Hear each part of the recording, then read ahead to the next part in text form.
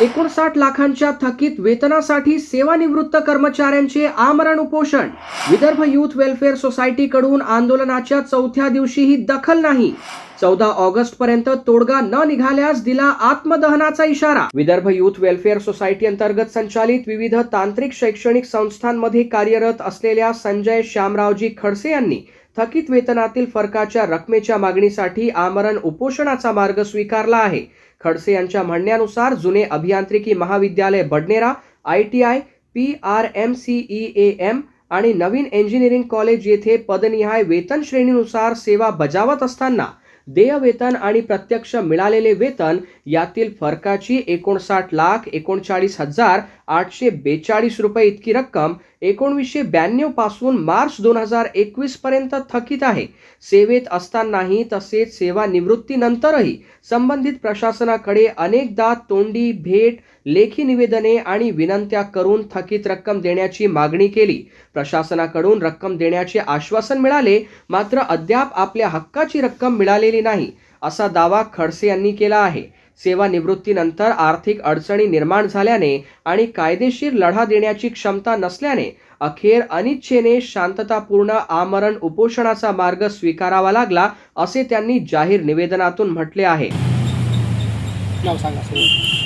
मी संजय खडसे RCNच्या माध्यमातून निवेदन देतो की मी दिनांक 5 ऑगस्टला आमरण उपोषणाला बसलेलो आहे आणि आज 4 दिवस झाले तरी माझ्या भेटीला व्यवस्थापनाचा एकही प्रतिनिधी आजपर्यंत आलेला नाही.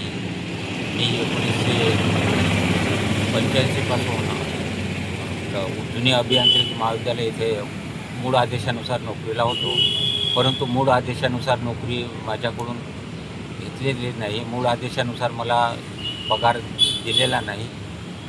1992 नंतर मला ITIमध्ये पाठविण्यात आले आणि ITIच्या कमी पगारावर सेवा घेतली माझ्याकडून.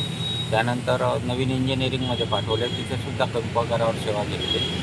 या कारणाने मूळ आदेशानुसार जे जास्त वेतन मिळणार होते त्यापासून मी वंचित राहिलो. असं 59 लाख रुपये मला विदर्भ सोसायटीच्या संचालक मंडळाकडून देणे आहे आणि हे जे विदर्भ वेलफेअर सोसायटीचे अध्यक्ष आहे डॉक्टर नितीन दांडे यांनी मला अनेकदा आश्वासनं दिली आणि कॉलेजमध्ये पाठवले हिशोब करून घेण्यासाठी, परंतु त्यांनी त्यावर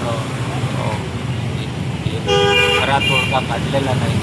त्यानंतर म्हणे माझ्या संचालक मंडळाचा हा निर्णय आहे म्हणून मी इथे आमरण उपोषणाला बसलो की तुमच्या संचालक मंडळासोबत बसून निर्णय घ्या. तर परंतु आजपर्यंत मला यावर तोडगा मिळालेला नाही. आता जर 15 ऑगस्टपूर्वी मला तोडगा जर मिळाला नाही तर मला माझ्या कुटुंबाचं आत्महत्या केल्याशिवाय पर्याय नाही. म्हणून मी या RCNच्या माध्यमातून हेच विदित करतो आणि विनंती करतो प्रशासनाला, विदर्भ युथ वेलफेअर सोसायटी संचालक मंडळाला की मला माझ्या जे प्रकरण आहे त्यावर काहीतरी तोडगा काढून मला न्याय द्यावा.